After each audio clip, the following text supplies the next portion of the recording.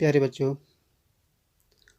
आज का जो हमारा टॉपिक है ये 8th क्लास के बच्चों के लिए है। चैप्टर नंबर 3 से ruling the country side. Ruling the country side ये टॉपिक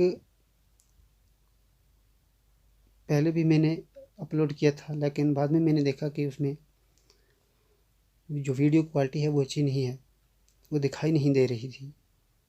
तो इसलिए मैंने इसको दोबारा से बनाने का सोचा ताकि आपको अच्छे तरीके से समझ आ पाए। तो चलो हम इस के आगे की तरफ मूव करते हैं। यहाँ हमें कुछ मैचिंग करनी है, कुछ वर्ड्स से दूसरे वर्ड्स के साथ मैचिंग करनी है, उनकी रिलेशंस को देखते हुए। जैसा कि यहाँ पर कुछ वर्ड्स हैं, हम इनकी मैचिंग करेंगे इन अल्फाज के साथ।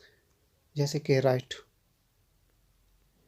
पेशेंट को कहते हैं, और इसके आगे विलेज लगा है जो कि सही नहीं। सेम इसी तरीके से यहाँ महल है और आगे पेशेंट है, ये भी सही नहीं है। हम इसको ठीक करने की कोशिश करेंगे आपने आगे वाले पेज के ऊपर। यहाँ राइट जो है वो पेशेंट को कहते हैं, तो ये मैंने यहाँ ठीक किया।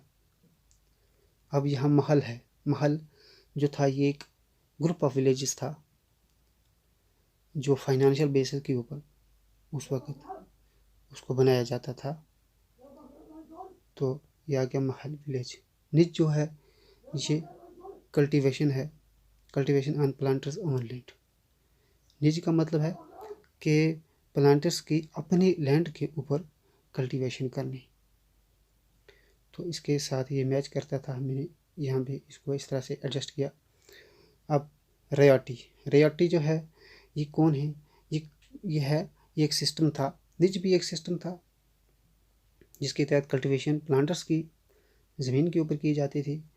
तो रेयाटी भी एक सिस्टम है ब्रिटिश दौरे हुकूमत में। ये दोनों सिस्टम तीनों सिस्टम जो थे ये ब्रिटिश दौरे हुकूमत में नाफिज थे। तो इसमें क्या होता था कि cultivation on writers on land जो है उसके ऊपर कल्टीवेशन की जाती थी। अब यहाँ पे हमें खाली जगहों को भरने की कोशिश करनी है। चलो हम खाली जगहों को भरते हैं। यहाँ हम भरेंगे ग्रूव्स ऑफ वुड। वुड क्या है? वुड एक रोगनदार एक पेड़ था, एक फसल थी। तो उसको यूरोप में जो था वो उसकी जो काशत थी वो देखी जाती थी एक अच्छी सा ग्रोवर्स ऑफ वुड जो उगाने वाले जो लोग थे यूरोप के अंदर, उन्होंने किसी चीज़ को देखा एक अच्छे फसल के तौर पे। उन्होंने देखा विच वुड प्रोवाइड, जो मुहैया कर सकती थी इनको एक अच्छा कंपटीशन, एक अच्छा मुकाबला उनके अर्निंग्स में। तो वो क्या चीज़ थी जो चीज़ उनको अच्छी लगी? वो थी इंडिगो। वो इंडिगो थी।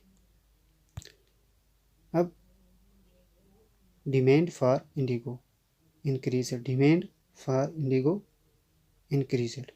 जो इंडिगो की डिमांड थी, जो इंडिगो की तलब थी, डिमांड मीन तलब, वो बढ़ गई इन लेट 18th सेंचुरी, 18वीं सदी के लेट दौर में। ब्रिटिश के 18वीं सदी के लेट दौर में वो बढ़ गई। किसकी वजह से बढ़ी? आगे हम देखते हैं। इंडस्ट्रियलाइजेशन की वजह से। जब इंडस्ट्रियलाइजेशन ज़्यादा होने लगी तो इसकी जो डिमांड थी, इंडिगो की डिमांड बढ़ने लगी। अब सी पार्ट जो है, यहाँ पर इंटरनेशनल डिमांड जो है, इंटरनेशनल तलब जो थी फॉर इंडिगो के लिए वाज इफेक्टेड, असरअंदाज हो गई थी by the discovery of dash. यानी किस चीज़ की डिस्कवरी से? उसकी डिमांड जो थी वो बढ़ गई थी। वो डिस्कवरी ऑफ सिंथेटिक डाइज, जब सिंथेटिक डाइज आ गए मार्केट में तो उसकी वजह से जो ये दो जो इंडिगो की डिमांड थी उस पर असर पड़ गया। अब डी पार्ट में है चंपारण मूवमेंट है एक। चंपारण मूवमेंट जो थी वाज अगेंस्ट, वो खिलाफ थी, किस चीज़ के खिलाफ थी वो हम देखेंगे यहाँ आने वाले चैप्टर में। वो इंडिगो प्लांटर्स की खिलाफ शुरू की गई थी। इंडिगो प्लांटर्स यानी जो इंडिगो को प्लांट करवाते थे या करते थे, उनके खिलाफ जो थी वो की गई थी।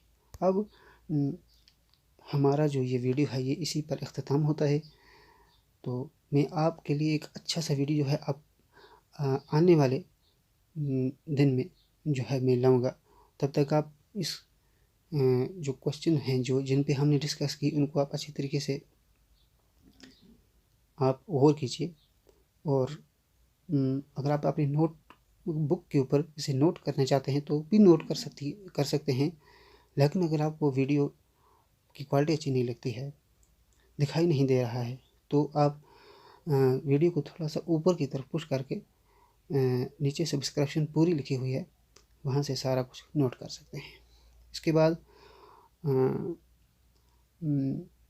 वीडियो को आप अपने मोबाइल के फ़ोन के अंदर यूट्यूब के ऊपर दिए गए एक बटन से डाउनलोड करके सेव कर सकते हैं। सेव करने के बाद बहुत अच्छे से चलती है वीडियो। तो थैंक्स।